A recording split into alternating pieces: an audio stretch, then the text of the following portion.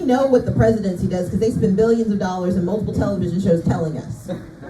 We know about mayors because they are close to the people. Most folks don't understand who or what the governor is. And so the first job we have, and this is a job for everyone, we've got to make sure people know what the governor does. That the governor is the CEO of our state, or if we're going to put it in young people's terms, the principal of the state. And that we've got to connect the dots. That if you care about when you can get your driver's license, and if you can afford to get a car, if you care about what happens to your body and who gets to decide your future, we've got to make sure they know it's the governor who decides, not the president and not the mayor, but we've got to concretize it. We've got to connect the dots and use real examples. That's number one, so it's educating. The second is activating them. It is telling them about when elections are. Those of us who grow up thinking about elections all the time, those dates are in our heads. But for most folks, they don't even know we have an election coming up this year. They do not watch MSNBC like it's a religious responsibility. And their For You page on TikTok does not tell them about what's happening. And so we've got to do the affirmative job, but it cannot be done in a way that makes them feel bad about who they are. It's got to be about the promise of what's possible. And then I would reach out to the young Democrats of Henry County, because I'm translating. But direct communication matters the most. But I think the most important thing is that we can't think that you do it once and it's done. We've got to contact people again and again. Usually what they tell you in sales and in politics, the first time is to introduce yourself, the second time is to remind them that you met, the third time is to actually try to make the sale. And then you got to come back the fourth and fifth time to get the money. And so we've got to have this repeat conversation starting now, because by the time we get to October, it's too late.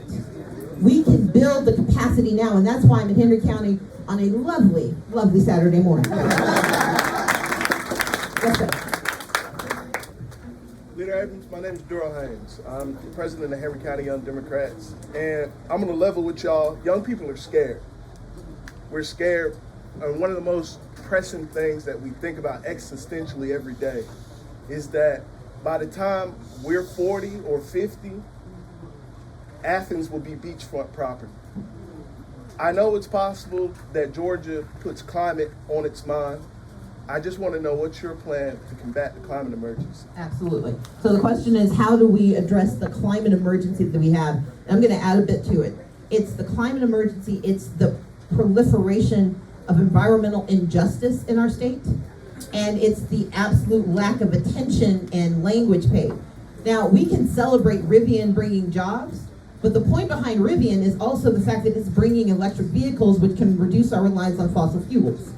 We can talk about the importance of having energy independence, but that independence has to be sustainable. I'm a tax attorney by training, but my thesis as an undergrad at Spelman College was on environmental injustice. I worked for the EPA for 2 summers, but I can't live in DC because it's cold, so I came back south. But more than that, when I did not become governor, most people know I created Fair Fight to focus on democracy. I created Fair Count to focus on the census. I also created an organization called the Southern Economic Advancement Project, and part of our work is how do we translate environmental action into Southern? How do we talk about what it looks like here in the South? Georgia has, I think it's 24 Superfund sites, 14 of which are in communities of color. I spent 3 years at the legislature working with the Tea Party. They call us the Green Tea Party. We worked with the Tea Party to beat back a law that the governor and the chamber wanted that would have eroded our stream buffers.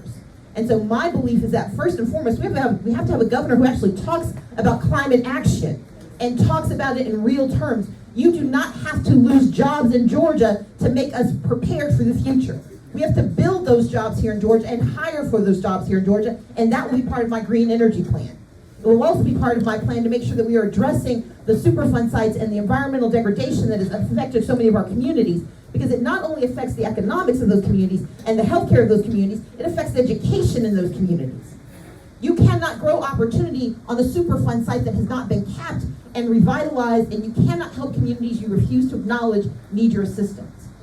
The third part of it is that we are going to have extreme weather events all the time.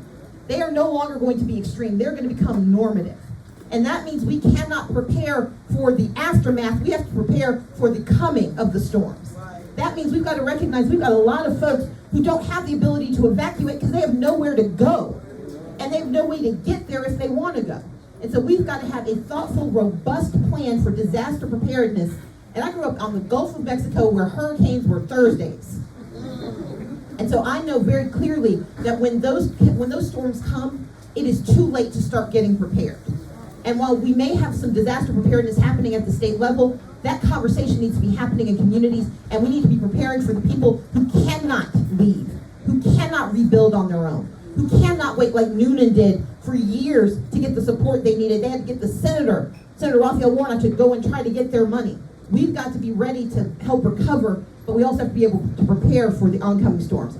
I believe that climate action is real, and I intend to get it done. Okay, last one. They gotta get me down to Macon. Yes, Leader Abrams, thank you for taking my question. My name is Tish Nagisi, and I'm running to be House Representative 68, which is South Fulton, the northern part of Fayette County, Peachtree City, Tyrone.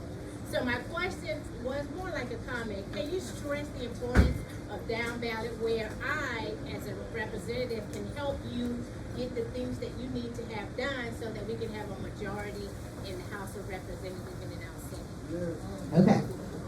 She did the commercial, but I'll restate it. So down ballot races matter. I want to be governor. But the first name on the ballot is actually not going to be mine. It's Raphael Warnock. We need to make certain that we have Raphael Warnock as our senator once again. I need to be the governor of Georgia, but I need a lieutenant governor in Charlie Bailey. I need B. Wynn to be the Secretary of State. I need Jim Berman as the Attorney General. I need William Bodie as our Labor Commissioner. I need Nikita Greenway as our Ag Commissioner. I need Matt Wilson, sorry, I'm doing the wrong person. I need Janice Laws to serve as our Insurance Commissioner. We've got to go all the way down the ballot. We need to take the House of Representatives in the state of Georgia. We need to move the Senate forward. And we're going to have local elections. They aren't going to be, most of our local elections are in odd numbered years, but we've got a few things on that ballot. But let me tell you about the House. I started with how I became minority leader. Let me tell you how I want to end up as governor.